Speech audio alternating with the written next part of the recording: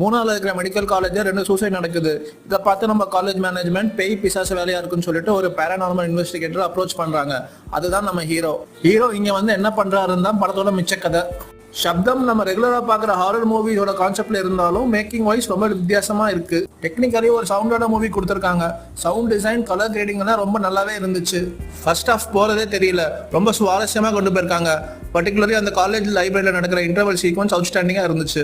Second ஹாஃப்ல நிறைய mystery knots reveal பண்றாங்க. அதெல்லாம் நல்லாவே கனெக்ட் ஆச்சு. என்னதான் செகண்ட் ஹாஃப்ல நிறைய சீக்வன்ஸ் யூஷுவலான டெம்ப்ளேட்ல இருந்தாலும் இந்த படம் பார்க்கும்போது நம்மள கொஞ்சம் ஃபீல் பண்ண தான் வைக்கிறாங்க. என்னதான் கிளைமேக்ஸ்ல வச்சுன்னு சர்ப்ரைஸ் வச்சிருந்தாலும் மிஸ்ட்ரி சால்வ் பண்ணதுக்கு அப்புறமும் படம் ஒன்றும் முடியலையேன்னு நம்மளுக்கு ஒரு ஃபீல் வந்துச்சு. ஆக்டர்ஸோட பெர்ஃபார்மன்ஸ் பார்க்கும்போது ஆதி, லட்சுமி மேனன், சிம்ரன், எம்எஸ் பாஸ்கர் இந்த 4 பேரோட பெர்ஃபார்மன்ஸ் நம்மளுக்கு ஸ்டாண்ட் அவுட்டா நிக்குது. தமிழ் சினிமாவுக்கு இந்த படம் ஒரு வித்தியாசமான முயற்சினே சொல்லலாம். என்னதான் செகண்ட் ஹாஃப்ல நிறைய கிளிஷேவான விஷயங்கள் இருந்தாலும் படம் பார்த்து முடிக்கும் போது ஒரு நல்ல படம் பார்த்த ஃபீல் தான் இந்த படம்